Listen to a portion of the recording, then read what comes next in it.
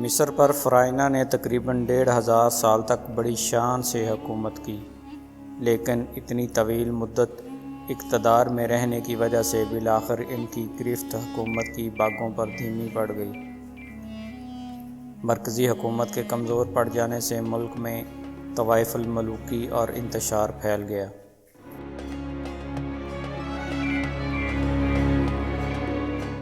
اس کیفیت سے فائدہ اٹھانے کے لیے ارد گرد کے ہمسائے، جن میں نوبیئنز، تھیبیئنز اور لیبینز شامل تھے، سب مصر پر چڑھ دوڑے۔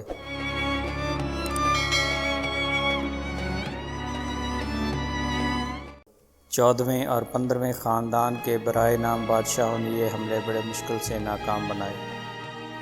14ویں یا 15ویں خاندان کے عہد آخر میں مصر پر ایک اور زبردست غیر ملکی حملہ ہوا۔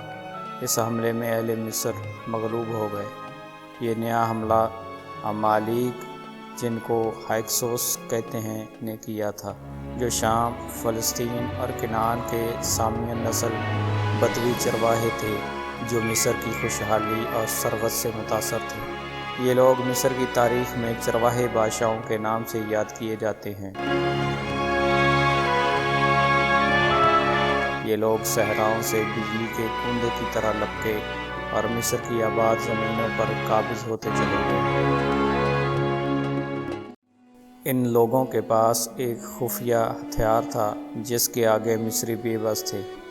یہ تھا گھوڑوں سے کھینچے جانے والا رتھ۔ اس کے علاوہ یہ لوگ ایک خاص قسم کی کمان تیر پھینکنے کے لیے استعمال کرتے تھے، جو مصریوں کے زیر استعمال کمانوں کے مقابلے میں کہیں زیادہ دائرہ کار رکھتی تھی۔ عمالیق نے 1750 قبل مسیح میں تھیبس فتح کر کے مصر کے 16ویں حکمران خاندان کی بنیاد رکھی۔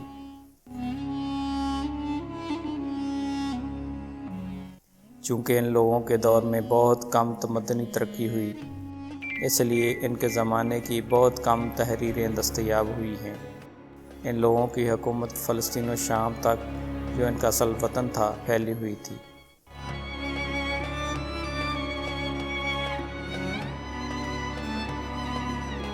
فلسطین کے ایک مقام بیت فلیت سے مٹی سے بنائے ہوئے ایک زبردست قلعے کے آثار ملے ہیں، جس کے ارد گرد 80 فٹ چوڑی اور 28 فٹ گہری خندق تھی۔ اس قلعے کی قبروں میں لاشیں سیدھی لٹائی ہوئی ہیں۔ ان قبروں سے مٹی کے گھڑے اور کانسی کے خنجر اور دیگر اشیاء ملی ہیں۔ یہ قلعہ چرواہے بادشاہوں نے مصر فتح کرنے کے بعد تعمیر کیا تھا۔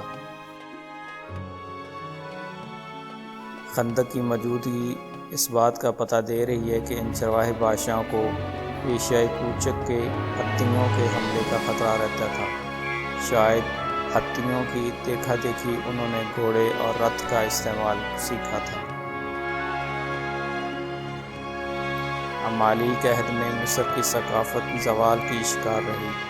اس دور میں نہ اہرام تعمیر ہوئے اور نہ ہی محل اور مندر۔ اعلیٰ درجے کے قدیم مصری ادب کی نشو و نما بھی اس عہد میں رکی رہی۔ آخر 1560 کے قریب تھیبس کے ایک نواب سیکنڈ یزے نے بغاوت کر کے احموس کے نام سے 17ویں شاہی خاندان کی بنیاد رکھی۔ اس کے جانشینوں نے چرواہوں کو شمال کی طرف پیچھے دھکیلا۔ 18ویں خاندان نے برسر اقتدار آ کر چرواہوں کو سرزمین مصر سے بے دخل کیا اور وہ واپس فلسطین و شام چلے گئے۔ 18ویں خاندان کی ایک ملکہ حتشپ سوت نامی نے 1514 قبل مسیح سے 1479 قبل مسیح تک حکومت کی۔ اس ملکہ نے تھیبس میں ایک بڑا مندر تعمیر کیا اور بیرونی ملکوں سے تجارتی تعلقات قائم کیے، جس سے مصر کی تجارت کو بڑا فروغ حاصل ہوا۔